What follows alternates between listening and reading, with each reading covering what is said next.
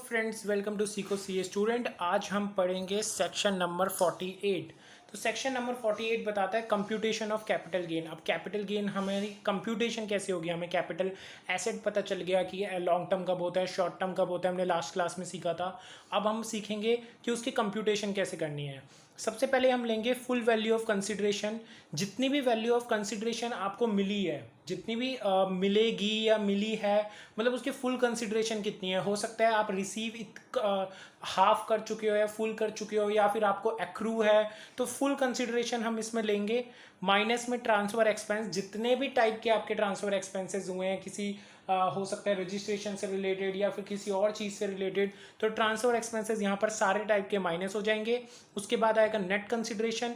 उसमें से आपको कॉस्ट ऑफ एक्विजिशन, मतलब जितने में आपने वो एसेट परचेज किया था वो माइनस करना पड़ेगा, minus cost of index improvement minus करना पड़ेगा। आपने कुछ उस एसेट में इम्प्रूवमेंट में खर्चा किया था तो वो आपको माइनस करना पड़ेगा। इससे आएगा आपका कैपिटल गेन। इसके लिए मैंने एक एग्जांपल लिया हुआ है। जैसे एक मेरा घर है, उसकी कॉस्ट है 10 लाख, मैंने ब्रोकरेज में पे किया था 2 लाख रुपए।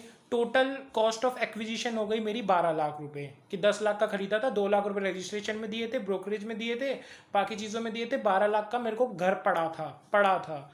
मैंने बाद में उसमें इम्प्रूवमेंट करवाई 4 लाख की। मैंने उसमें छत के ऊपर एक फ्लोर और डलवा दिया, तो मैंने कहा कि 4 लाख का उसका खर्चा आ गया।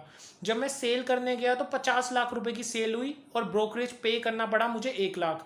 तो मैंने यहाँ साइड में बनाया है फुल वैल्यू कितनी हो गई मेरी 50 लाख की, जितने में मैंने सेल किया।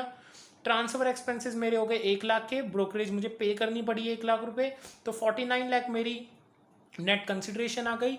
कॉस्ट ऑफ एक्विजिशन हो गया मेरा 12 लाख का, 12 लाख का मैंने टोटल पे किया था। कॉस्ट ऑफ इम्प्रूवमेंट, कुछ इम्प्रूव मैंने किया था 4 लाख का, तो 4 लाख मैंने माइनस किया, मेरा कैपिटल गेन आ गया 33 लाख का। अब हम बात करते हैं इसके प्रोविजो की। ये तो हो गया कंप्यूटेशन, आपने कंप्यूटेशन अच्छे से सीख लिया। अब बात करते हैं प्रोविजो की। प्रोविजो इस सेक्शन 48 के 7 प्रोविजंस हैं, 7 प्रोविजो हैं। प्रोविजंस का मतलब है प्रोवाइडेड दैट, मतलब वो भी कुछ कहना चाहते हैं। पहला हम बात करेंगे सेकंड प्रोविजो की। सेकंड प्रोविजो क्या कहता है, आप मेरे साथ देखते जाइए जैसे जैसे मैं आपको दिखा रहा हूं। देखिए, सेकंड प्रोविजो कहता है, अगर आपके पास कोई भी कैपिटल एसेट है, अगर आपके पास कोई भी कैपिटल एसेट है और उस पर लॉन्ग टर्म कैपिटल एसेट है, वो मतलब आपने जैसे फॉर एग्जांपल आपका बिल्डिंग है या फिर आपकी लैंड है, तो आपने 2 साल से ज़्यादा अगर उसको होल्ड किया हुआ है, क्योंकि हमने लास्ट क्लास में पढ़ा था इमूवेबल प्रॉपर्टीज जो होती हैं उसमें हमें 2 साल देखना पड़ता है। तो अगर 2 साल से ज़्यादा का है तो वो लॉन्ग टर्म हो जाएगा। तो कोई भी कैपिटल एसेट जो आपका लॉन्ग टर्म है, मतलब वो 1 2 3 साल की जो हमने बाइफर्केशन पढ़ी थी उससे ज़्यादा का है, तो उसमें कॉस्ट ऑफ एक्विजिशन और कॉस्ट ऑफ इम्प्रूवमेंट है, उसमें हमें इंडेक्सेशन करना पड़ेगा। अब ये इंडेक्सेशन होता क्या है, पहले ये 1981 से इंडेक्सेशन स्टार्ट होता था, बेस ईयर स्टार्ट होता था 100 से, फिर बढ़ता रहता था, लेकिन अब चेंज हो चुका है। अब प्रीवियस ईयर 1 2 को हम बेस लेते हैं 100, ये आपको अपने पेपर के लिए याद करना पड़ेगा 100, एंड 20 21 को हम लेंगे 301। तो 301 आपको याद रखना पड़ेगा अपने पेपर के लिए। बाकी की अगर कोई बीच की इंडेक्सेशन आ गई तो वो पेपर में गिवन होगी। जैसे मैंने यहाँ पर एक एग्जांपल लिया है कि मैंने एक घर खरीदा 2 3 में 10 लाख का, फिर मैंने उसमें इंप्रूवमेंट करवाई प्रीवियस ईयर 12 13 में 5 लाख की, सेल कर दिया मैंने 52 लाख का, और प्रीवियस ईयर 20 21 में। तो इसका मैं कैसे निकालूंगा कंप्यूटेशन, तो मेरी फुल वैल्यू ऑफ कंसिडरेशन हो गई 52 लाख की, और इसमें से मैंने ट्रांसफर एक्सपेंसेस कुछ थे नहीं, तो नेट कंसिडरेशन आ गई 52 लाख की। मैंने index cost of acquisition minus किया इसमें से, वो कैसे मैं निकालूंगा कि जितने का मैंने खरीदा था जो था 10 लाख, मल्टीप्लाई बाय आज की जो इंडेक्सेशन वैल्यू है 301, डिवाइडेड बाय उस टाइम की जो इंडेक्सेशन वैल्यू थी 105। इसके लिए मैं आपको एक वो दिखा देता हूँ, फॉर्मूला दिखा देता हूँ। ये देखिए फॉर्मूला, ये आपके सामने है। इंडेक्स कॉस्ट ऑफ एक्विजिशन होती है, कॉस्ट ऑफ एक्विजिशन जितने का आपने खरीदा था multiply by indexation of year in which asset transferred, मतलब अभी का, divided by indexation of the first year in which asset were held by the assessee और द ईयर बिगनिंग ऑफ 1 4 2001। ये क्या कहना चाहता है, इस लाइन का मतलब है अगर आपने 1 4 2001 से पहले भी एसेट खरीदी हुई है तो भी आप 1 4 2001 ही लेंगे, क्योंकि विच एवर इज लेटर यहाँ लिखा हुआ है, मतलब 2001 से पहले की है या फिर 2000 की है, तो विच एवर लेटर क्या हो गया 2001 की है, या 2002 की है तो विच एवर लेटर क्या हो गया 2002। तो उस टाइम का आपको इंडेक्सेशन लेना है। ऐसे ही कॉस्ट ऑफ इम्प्रूवमेंट में भी होता है, कॉस्ट ऑफ इम्प्रूवमेंट जितनी लगी है multiply by indexation of which, जिसमें एसेट ट्रांसफर हुआ है, divided by indexation of which year, जिसमें आपका एसेट इंप्रूव हुआ है। तो मैंने यहाँ पर ऐसा ही किया है, तो मैंने जो इंप्रूव हुआ था एसेट 5 लाख का मल्टीप्लाई बाय अभी का 301 डिवाइडेड बाय 200 तब का या 12-13 का, वो माइनस किया और लॉन्ग टर्म कैपिटल गेन अपना निकाल लिया। अब मैं यहाँ पर आपको कुछ बातें बताना चाहता हूँ। अगर आपकी कोई एसेट है जो आपने एक्वायर करी है बिफोर 1401, तो आपकी उसकी कॉस्ट क्या लेंगे? तो मैं यहाँ बोलता हूँ कॉस्ट ऑफ एक्विजिशन। आपने मान लो 1995 में वो कॉस्ट ली है, आपकी कॉस्ट ऑफ एक्विजिशन उस डेट की आ रही है, for example cost of acquisition आपकी आ रही है 20 लाख, लेकिन आपने मतलब जो और दूसरा है fair market value as on 1401 की आ रही है आपकी मान लीजिए 15 लाख, तो विच एवर इज हायर, तो आप लेंगे 20 लाख और 20 लाख को इंडेक्स कर देंगे एज पर 2000 और 2001 के 100 के बेसिस पे। ठीक है, तो ये है आ गई आपकी, अगर आपने पहले खरीदा है। अब मैं यहाँ पर बात करता हूँ कि अगर मान लो आपने कोई इंप्रूवमेंट करी है बिफोर 1401, तो उसको क्या करेंगे? आप इग्नोर करेंगे। क्यों? क्योंकि देखिए, अगर मान लीजिए मैं वही एग्जांपल लेता हूँ, 1995 में मैंने एक घर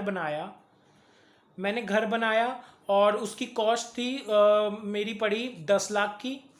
2001 में उसकी वैल्यू हो गई फॉर एग्जांपल 15 लाख रुपीस, और मैंने उसमें कुछ इम्प्रूवमेंट भी करवाया था 1999 में जो थी 2 लाख रुपए की। लेकिन जब हम 2001, मैंने बोला कि मैंने इसमें एक और फ्लोर बनाया था, एक नया फ्लोर बनाया था, लेकिन जब मैं 2001 में वैल्यू देखूंगा तो मैं उस घर की वैल्यू नहीं, पूरे के पूरे फ्लोर को मिला के वैल्यू देखूंगा तो 15 लाख हो गई।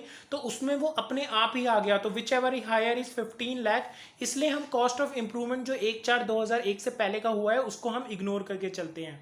इसके बाद आता है, अगर मान लीजिए, इसको आप पढ़िए मत, यहाँ से मैं आपको बता देता हूँ। जैसे मान लीजिए आपने अभी प्रीवियस ईयर 2021 में कोई एसेट को बेच दिया, कोई एसेट आपने सोल्ड कर दी, और इसकी जो कॉस्ट ऑफ एक्विजिशन थी वो थी 3-4 की। इसका मतलब मैं क्या मानूँ, ये लॉन्ग टर्म है, इसमें आपका इंडेक्सेशन लगेगा। जी हाँ, इंडेक्सेशन लगेगा। लेकिन मैं बोल रहा हूँ कि आपने जो इम्प्रूवमेंट करवाई है उस एसेट पे, वो आपने अभी 19-20 में करवाई है, पिछले साल ही करवाई है, लास्ट ईयर करवाई है। तो मैं पूछना चाहता हूँ क्या इसमें इंडेक्सेशन लगेगा? आप वीडियो को पॉज करके एक बार सोच सकते हैं। तो आंसर इज यस, इसमें इंडेक्सेशन लगेगा। क्योंकि क्योंकि क्योंकि क्योंकि इधर देखिए, मैं आपको बुक में दिखाता हूँ। बुक क्या कहती है? देखिए, बुक कहती है कि जिस टाइम आपने ट्रांसफर किया और वो लॉन्ग टर्म कैपिटल एसेट है, तो आपकी इंडेक्सेशन कॉस्ट ऑफ एक्विजिशन पे भी लगेगी और इंडेक्सेशन कॉस्ट ऑफ इंप्रूवमेंट पे भी लगेगी। इससे मतलब नहीं है कि इंप्रूवमेंट आपने 1 साल पहले करवाया है, 6 महीने पहले करवाया है, 2 साल पहले करवाया है, उससे कोई मतलब नहीं है। इंप्रूवमेंट चाहे आपकी इसमें इम्प्रूवमेंट नहीं देखनी होती कि वो 2 साल पुरानी होनी चाहिए। कई बच्चे ये देखते हैं कि इम्प्रूवमेंट भी 2 साल पुरानी होनी चाहिए। अब एक केस मेरे पास है, मैं इसको छुपा लेता हूँ इसके आंसर को। देखिए, एक प्लॉट था, लैंड थी, उसके जो प्लॉट था आपने परचेज किया 0102 में, जिसकी कॉस्ट थी 10 लाख रुपए। फिर आपने उसके ऊपर बिल्डिंग बनाई और उसकी कॉस्ट थी 5 लाख रुपए।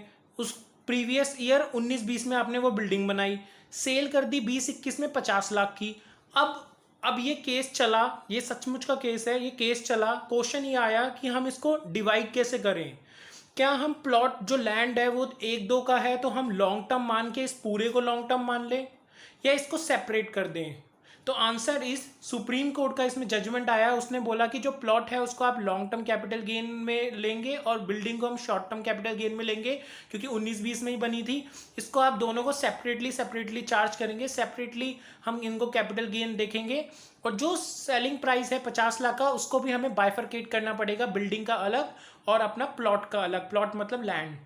Building is not improvement here. आप बिल्डिंग को एक इम्प्रूवमेंट नहीं मान सकते कि हमने प्लॉट में एक इम्प्रूवमेंट कर दिया एंड वो है। इम्प्रूवमेंट का केस अलग होता है, जैसे कि आपने किसी घर का एक अलग से छत बना दी, या फिर आपने कुछ दीवार बना दी, आपने उसमें एक नया फ्लोर बना दिया, दैट इज इम्प्रूवमेंट। लेकिन प्लॉट के ऊपर building banana is not a improvement, that is a separate asset.